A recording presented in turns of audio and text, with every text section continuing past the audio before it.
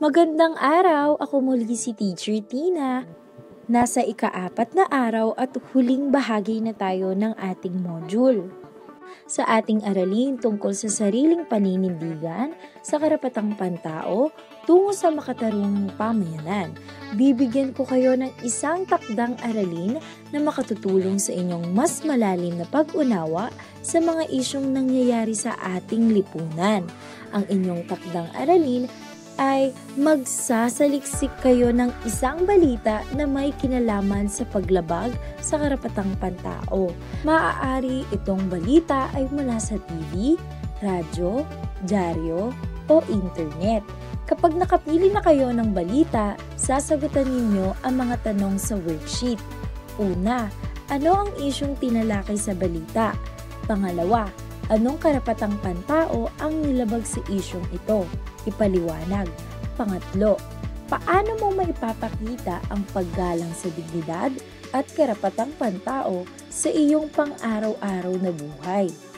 Makikita ninyo ang worksheet na ito sa link na nakalagay sa ating module.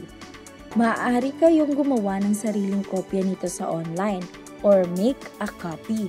O kung gusto niyo naman ay isulat ang inyong mga sagot sa isang malinis na buong papel. Narito rin ang rubrics na gagamitin sa pagwawasto ng inyong takdang aralin. Pakiusap, basahin mabuti ito para alam nyo kung paano kayo mamarkahan. Ang pagkakaugnay sa paksa, linaw ng ideya, ayos ng sagot, at pagpapahayag ng inyong sariling pananaw ay mahalaga. Siguraduhing orihinal ang inyong sagot at mula ito sa inyong puso.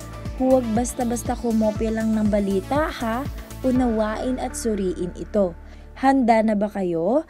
Good luck at sana ay matuto kayo mula sa takdang aralin na ito. Ako muli si Teacher Danisha, ang inyong katuwang sa pag-unawa sa kahalagahan ng karapatang pantao. Naalala niyo pa ba ang ating mga tinalakay kahapon? Kung oo, handa na ba kayong subukan ng inyong matutunan?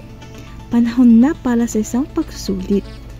Para sa panuto, ang mga mag-aaral ay sasagot ng multiple choice sa unang bahagi at true or false ay kalawang bahagi batay sa araling tinalakay.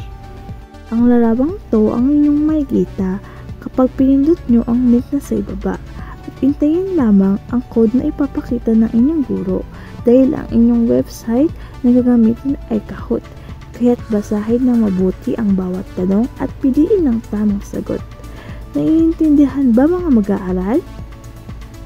Kaya sa gawaing ito, sinusukat na natin kung gaano kalalim ang inyong pag-unawa sa karapatang pantao at kung paano ito'y sinasabuhay.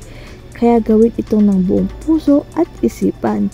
Huwag kalimutan, ang tamang kaalaman ay daan tungo sa mga taong pagkilos. Salamat!